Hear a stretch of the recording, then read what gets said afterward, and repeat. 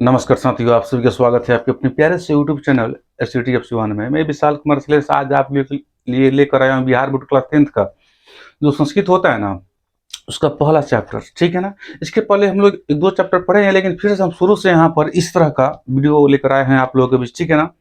तो आज जो हम लोग का टॉपिक है बाबू, बिहार बोर्ड क्लास 10th का जो संस्कृत है पीयूषम, उसका पहला चैप्टर यानी मंगलम। कौन सा बाबू? मंगलम को पढ़ने वाले हैं हम लोग। ठीक है ना। मंगलम को देखने वाले हैं, पढ़ने वाले हैं। ठीक है। तो मंगलम को पहले जान लेते हैं कि मंगलम जो है वो कहाँ से लिया गया है, मंगलम का मतलब क्या होता है। ठीक है ना। तो आइए जानते हैं बहुत बेहतरीन तरीके से। ठीक है, आइए देखते हैं। करे बाबू कि मंगलम पाठ जो हम लोग का, इसका मतलब होता है शुभ या कुशल। क्या होता है जी? शुभ या कुशल। और यह जो पाठ है बाबू, यानी मंगलम जो पाठ है वो उपनिषद से संकलित है। कहाँ से लिया गया बाबू? उपनिषद से लिया गया। ठीक है ना। कहाँ से लिया गया? उपनिषद से। ठीक है। तो उपनिषद के रचनाकार कौन है? तो महर्षि वेदव्यास। पूछेगा एग्जाम में कि उपनिषद के रचनाकार कौन है, तो क्या बोलिएगा? बोलिएगा महर्षि वेदव्यास। ठीक है ना। चलिए, उसके बाद कह रहा है कि उपनिषदों की कुल संख्या कितनी है। उपनिषदों की कुल संख्या कितनी है? तो क्या बोलना है बाबू? 108। क्या बोलना है जी? 108। ठीक है ना। उपनिषदों की कुल संख्या कितनी है? 108। उन्हीं 108 उपनिषदों में से किन्हीं 4 उपनिषदों से, याद रखिएगा, जो 108 वो उपनिषद है, उन्हीं में से 108 में से किन्हीं 4 उपनिषदों में से 5 मंत्र। कितना मंत्र बाबू? मैंने इस पाठ में जो 108 गो उपनिषद है उन्हीं में किन्हीं 4 गो से 5 को मंत्र लिया गया। कितना मंत्र जी? 5 को मंत्र लिया गया। मतलब 1 से 2 लिया गया तो 4 1 5 हो जाएगा। ठीक है ना। ऐसे देखिए, जो प्रथम मंत्र है बाबू इस पाठ का, यानी मंगलम पाठ का जो प्रथम मंत्र है वो कहां से लिया गया है? तो ईशावास्य उपनिषद से। कहां से बाबू? पूछेगा मंगलम शीर्षक पाठ का प्रथम श्लोक कहां से लिया गया है, तो बोलना है हम लोग को ईशावास्य उपनिषद से। ठीक है ना। उसके बाद कर रहा है कि मंगलम शीर्षक पाठ का द्वितीय श्लोक कहां से लिया गया है बाबू? तो ये लिया गया है कठ उपनिषद से। कहां से बाबू? कठ उपनिषद से। ठीक है ना। चलिए, उसके बाद कह रहा है कि तृतीय और चतुर्थ मंत्र जो है यानी श्लोक जो है किस उपनिषद से लिया गया है? तो उसका सही आंसर क्या है बाबू? मुंडक। ठीक है ना। मुंडक उपनिषद से। और कह रहा है कि पंचम जो मंत्र है यानी आखिरी जो है श्वेताश्वतर उपनिषद से लिया गया। ठीक है ना। तो देखिए, प्रथम मंत्र कहां से लिया गया? ईशावास्य से। द्वितीय मंत्र कठ उपनिषद से। तृतीय और चतुर्थ यही देखिए मुंडक से 2 लिए गए हैं, तृतीय और चतुर्थ। तभी तो हो रहा है ना। 4 गो उपनिषद कौन कौन है? ईशावास्य है, कठ है, मुंडक है और क्या है? श्वेताश्वतर है। इन चारों से कितने मंत्र हैं? 5। ठीक है ना। तो प्रथम यहाँ पर है, द्वितीय, तृतीय और चतुर्थ यहाँ पर है, और पंचम यहाँ पर है। समझ रहे हैं ना? Are you getting my point? तो इसको समझना है। ठीक है ना। ये हम लोग का है कि उपनिषदों की कुल संख्या कितनी है, तो बोलेंगे 108 है। उपनिषद के रचनाकार कौन है? तो महर्षि वेदव्यास है। मंगलम पाठ कहां से लिया गया है? तो उपनिषद से लिया गया है। जब बताइए बाबू, उपनिषद के रचनाकार है महर्षि वेदव्यास। उपनिषद के रचनाकार हैं महर्षि वेदव्यास और उपनिषद से ही मंगलम पाठ लिया गया है। तो मंगलम पाठ के रचनाकार कौन हुए? मंगलम पाठ के रचनाकार भी कौन हुए बाबू? महर्षि वेदव्यास। समझ रहे हैं ना। मंगलम पाठ के रचनाकार कौन हुए बाबू? महर्षि वेदव्यास। ठीक है ना। क्यों? क्योंकि उपनिषद से ही लिया गया मंगलम, तो उपनिषद के रचनाकार हुए महर्षि वेदव्यास। तो मंगलम के भी रचनाकार कौन हुए मंगलम शीर्षक पाठ के? महर्षि वेदव्यास। कोई दिक्कत ना आना। चलिए, तो इसके बाद चैप्टर को पढ़ते हैं। चैप्टर को शुरू करने से पहले मैं एक बात बता देना चाहता हूं आप लोगों से कि आप लोग बुक ले लेंगे और इसको बुक लेकर बैठेंगे, क्योंकि बुक लेकर हम पढ़ाएंगे। अभी बुक है मेरे पास, देख पा रहे हैं आप लोग, यहाँ पे बुक है, इसको लेकर पढ़ाएंगे। आप लोग बुक रखिएगा सामने और इसको समझना है, और जो भी दिक्कत हो कमेंट करके पूछना है। ठीक है ना। चलिए, इस चैप्टर को शुरू करते हैं। उम्मीद है कि आप लोग बुक सामने रखे होंगे। रख लीजिए, नहीं है तो लाकर रख लीजिए। ठीक है ना। चलिए, देखते हैं हम लोग चैप्टर को शुरू करते हैं। चलिए बाबू, कह रहे प्रथमा पाठ मंगलम। क्या कर रहे बाबू? प्रथमा पाठ मंगलम। मंगलम का मतलब मैंने पहले ही आप लोग बता दी है बाबू, इन बनी। शुभ होता है, कुशल होता है, कल्याणकारी होता है। क्या होता है जी? शुभ होता है, कुशल होता है, कल्याणकारी होता है। वो हो गया। तो कह रहे कि हेडिंग पढ़ते हैं पहले। उपनिषद वैदिक वाङ्मय अंतिमे भागे दर्शन शास्त्र से सिद्धांतान प्रकटयन्ति। करे कि उपनिषद वैदिक वाङ्मय अंतिमे भागे दर्शन शास्त्र से सिद्धांतान प्रकटयन्ति, यानी उपनिषद वैदिक साहित्य के अंतिम भाग में दर्शन शास्त्र के सिद्धांतों को बताया गया है। उपनिषद वैदिक साहित्य के अंतिम भाग में दर्शन शास्त्र के सिद्धांतों को बताया गया है। यानी उपनिषद जो वैदिक साहित्य का अंतिम जो भाग है ना बाबू, अंतिम वाला, लास्ट वाला, उसी भागों में क्या जी है जी? दर्शन शास्त्र है वो। उसी दर्शन शास्त्र के सिद्धांत को बताया गया है। ठीक है ना, किस शास्त्र के बाबू? दर्शन शास्त्र के। तो कहाँ हुआ? तो उपनिषद वैदिक साहित्य है ना, उसके अंतिम भाग में दर्शन शास्त्र के सिद्धांत को बताया गया है। कर सर्वत्र परम पुरुष से परमात्मा महिमा प्रधान किया गया थे। सर्वत्र, सभी जगह परम पुरुष परमात्मा यानी ईश्वर की बात कर रहे हैं हम लोग बाबू, सभी जगह परम पुरुष परमात्मा की महिमा को प्रधान रूप से गाया गया है। सभी जगह परम पुरुष परमात्मा की महिमा को प्रधान रूप से गाया गया है। समझ रहे हैं नहीं? सर्वत्र परम पुरुष से परमात्मा महिमा प्रधान त्यागीय थे, यानी सभी जगह परम पुरुष परमात्मा की महिमा को प्रधान रूप से गाया गया है, यानी ईश्वर को। ऐसा नहीं है कि ईश्वर का गुणगान यही हुआ है, सब जगह सर्वत्र है, सभी जगह। ठीक है ना? कि तेन परमात्मा जगत व्याप्तम अनुशासितम चस्ती, और जिस परमात्मा की महिमा को हम लोग प्रधान रूप से गाए हैं ना सब जगह, उसी परमात्मा से यह संसार जो है, जगत जो है, विश्व जो है, पूरा ब्रह्मांड जो है घिरा हुआ है और अनुशासन में है। जिस परमात्मा की महिमा को हम लोग प्रधान रूप से गाए हैं ना, तीन परमात्मा, उसी परमात्मा से यह जगत जो है, यह संसार जो है घिरा हुआ है और अनुशासन में है। कहीं ना कहीं डर है, हम लोग कोई गलत काम करते हैं तो कहीं ना कहीं डर है, ईश्वर सब देख रहे हैं, तो अनुशासन में रहते हैं, मत तो गलत काम नहीं करते हैं डर के मारे कि ईश्वर कहीं ना कहीं देख रहे हैं हम लोग को। ठीक है ना? चलिए, अरे कि स सर्वशाम तपसाम परम लक्ष्यम, वे ही यानी ईश्वर ही सबों की तपस्या का परम लक्ष्य है। बताइए बाबू इन बनी, सब लोग ऋषि मुनि जो होते हैं तपस्या किस लिए करते हैं? ताकि ईश्वर का दर्शन हो सके, ईश्वर की प्राप्ति हो सके। ठीक है ना? ऐसे इसलिए वही करेगा सर्वसाम तपसाम परम लक्ष्यम, वे ही यानी ईश्वर ही सबों की तपस्या का परम क्या है बाबू? लक्ष्य है। क्या है जी? परम लक्ष्य है। और कह रहे अस्मिन पाठे परमात्मा प्रा उपनिषदाम पदात्मका पंच मंत्रा संकलिता संति। अस्मिन पाठे का मतलब होता है बाबू, इस पाठ में क्या होता है जी? इस पाठ में, यानी किस पाठ में? मंगलम शीर्षक पाठ में परमात्मा की प्राप्ति हेतु, ईश्वर की प्राप्ति हेतु उपनिषद के 5 मंत्र श्लोक के रूप में संकलित किए गए। मैंने बताया भी था बाबू, मंत्र जो है उपनिषद का है, लेकिन हमारे पाठ में, मंगलम पाठ में किस रूप में है? तो श्लोक के रूप में। किस रूप में बाबू? श्लोक के रूप में। ठीक है ना? समझ रहे हैं ना? मंत्र है उपनिषद का, क्या है जी? 5 मंत्र है, लेकिन हमारे किताब में जो दिया है किस रूप में है बाबू? श्लोक के रूप में। किस रूप में है जी? श्लोक के रूप में। ठीक है ना? तो वही कह रहा है इस पाठ में, मंगलम शीर्षक पाठ में परमात्मा की प्राप्ति हेतु उपनिषद के 5 मंत्र जो है बाबू श्लोक के रूप में संकलित किए गए हैं। कोई दिक्कत ना है? तो आइए हम लोग 5 श्लोक को पढ़ते हैं, उसके बाद अनव्या दिया रहता है। इसमें श्लोक होता है ना बाबू, मंत्र होता है ना, उसमें अनव्या दिया रहता है। अनव्या के माध्यम से इधर दिया है लास्ट में, देखिएगा ना, एक पेज आप लोग देखिएगा इधर, तो यहाँ पर दिया है अनव्या। पहले श्लोक को पढ़ते हैं, उसके बाद अनव्या है, देख रहे हैं ना आप लोग? अनव्या देखिए, यहाँ पे अनव्या दिया है। अनव्या, अनव्या के माध्यम से पढ़ाएंगे इसको। ठीक है ना? आसान रहेगा। पहले श्लोक को हम पढ़ते हैं, खूब बढ़िया सुनिए किस तरह पढ़ा जाता है। दिक्कत हो बोलने का प्रयास कीजिए, पढ़ने का प्रयास कीजिए। ठीक है ना? बहुत बच्चों जो हिंदी सही से नहीं बोल पाते, संस्कृत क्या पढ़ेंगे? तो सीखना है हम लोग को, सीखना जीवन क्या, जीवन में सीखते रहना। चलिए, कर पहला जो ईशावास्य, पहला मंत्र कहां से लिया गया बाबू? ईशावास्य से। कहां से बाबू? ईशावास्य से। ठीक है ना? तो इसमें कह रहा हिरण्यमेन पात्रण सतस्य पीता मुखम तत्वम पोषण अपाब्रडो सत्य धर्माय दृष्टि। ये ईशावास्य से लिया गया श्लोक है, ये प्रथम श्लोक है। दूसरा कह रहा अरोड़ अड़ियान महतो मयान आत्मस्य जंतो निहितो गुहायाम तम क्रतु पश्यति विदुषको धातु प्रसाद महिमनात्मन। ये दूसरा श्लोक है बाबू, कट उपनिषद से लिया गया है। कहां से लिया गया है दूसरा श्लोक बाबू? कट उपनिषद से लिया गया है। ठीक है ना? कट उपनिषद से। उसका तीसरा में कह रहा है सत्यमेव जयते न निर्णितम सत्येन पंथा वित्तो दिव्यान ये न कर्मतरीषु हयाप्त कामा यत्र तत्सतस्य परम निधानम। ये जो तीसरा श्लोक है बाबू इनमनी, ये लिया गया है मुंडक उपनिषद से। कहां से बाबू? मुंडक से। ठीक है ना? बताया भी गया था, देख सकते हैं आप लोग। तीसरा भी और चौथा भी कहां से लिया गया? मुंडक से लिया गया। ठीक है ना?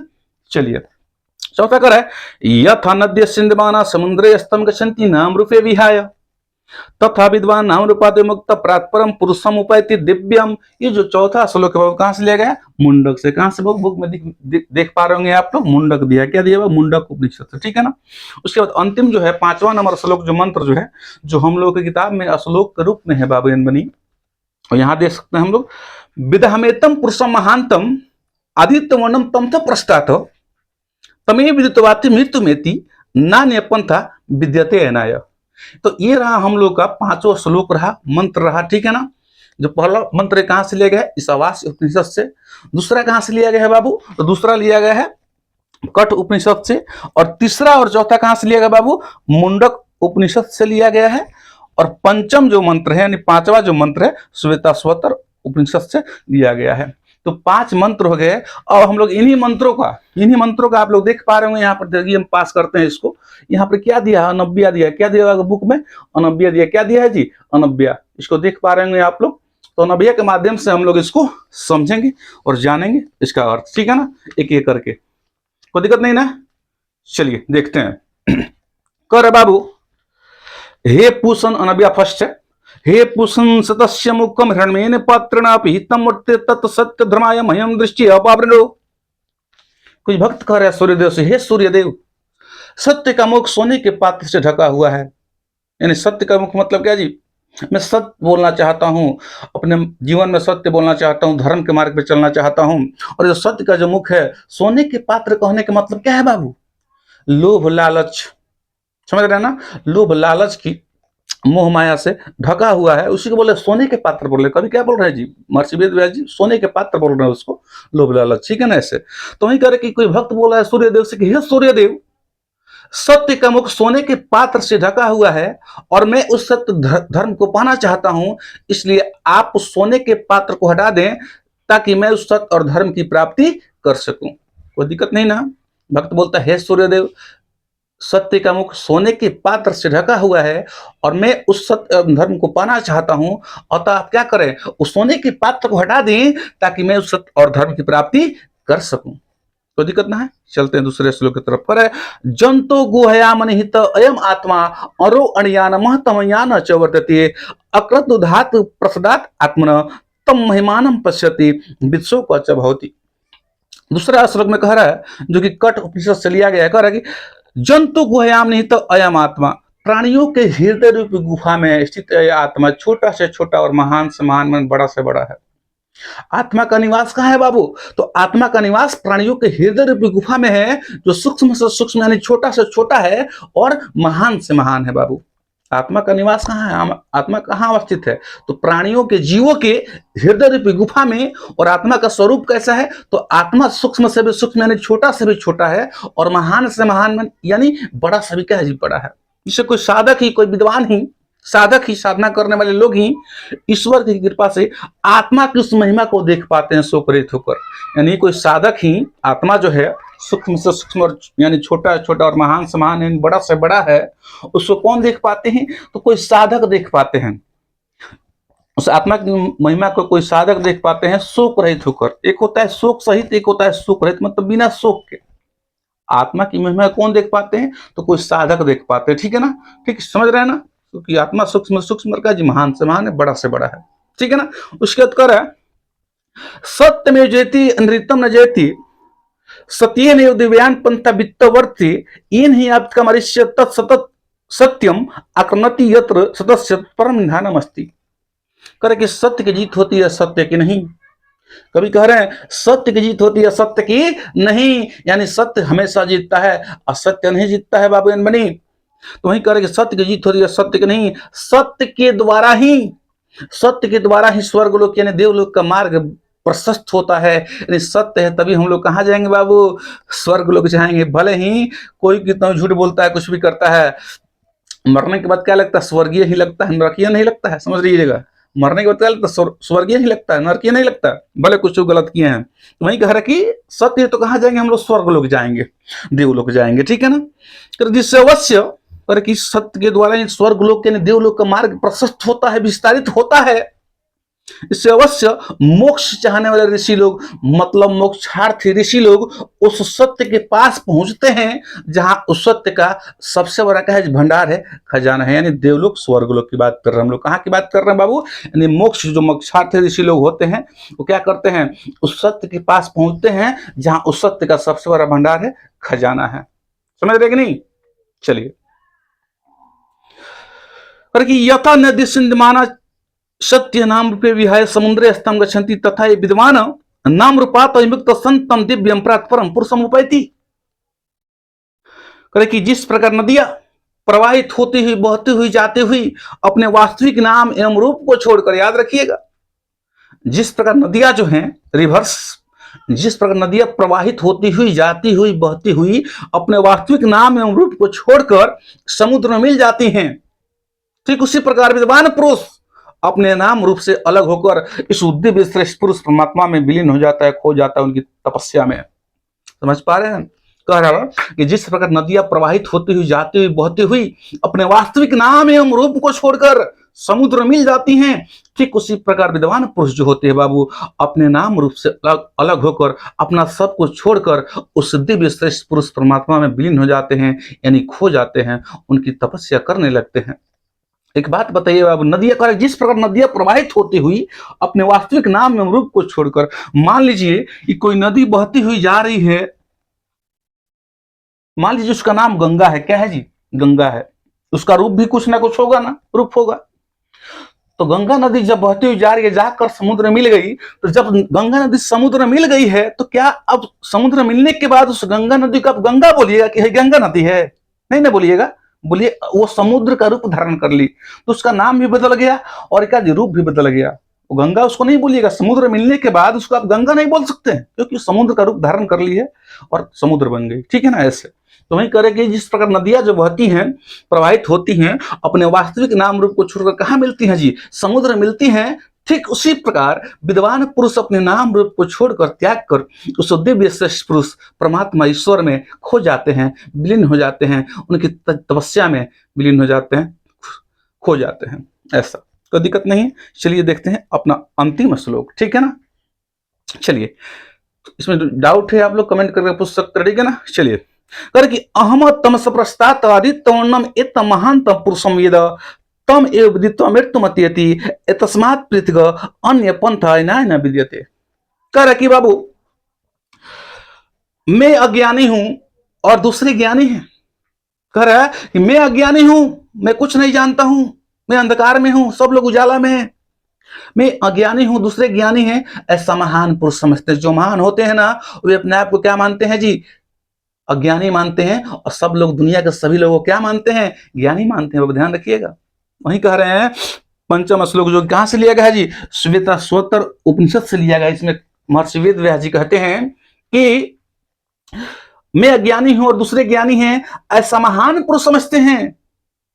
अब जो महान होते क्या करते हैं जी? खुद को अज्ञानी समझते हैं, खुद को मूर्ख समझते हैं, और समस्त दुनिया वालों क्या समझते हैं जी? ज्ञानी समझते हैं, विद्वान समझते हैं, पंडित समझते हैं, और वैसा है समझकर मृत्यु को प्राप्त कर लेते हैं, मृत्यु को पार कर जाते हैं, मृत्यु की प्राप्ति कर लेते हैं, क्योंकि वे जानते हैं कि इस संसार से उस पर जाने का, इस भवसागर से उस पर जाने का, यानी स्वर्ग लोक जाने का, देवलोक जाने का कोई अन्य रास्ता, मार्ग या तौर तरीका नहीं है। एक बार मैं और समझाना चाहूंगा आप लोगों को कि देखिए, मैं अज्ञानी हूं और दूसरे क्या है जी? ज्ञानी है।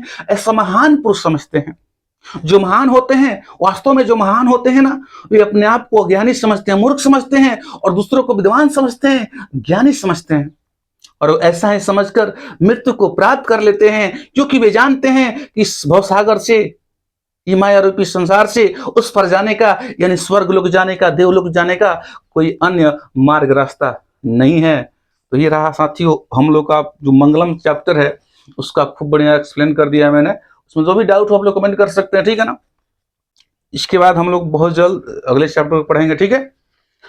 तो इसमें जो भी डाउट कमेंट करके पूछ सकते हैं आप लोग, ठीक है? मैंने अपना 100% दिया है, ठीक है? तो आज के लिए इतना ही, मिलते हैं अगले वीडियो में। नमस्कार।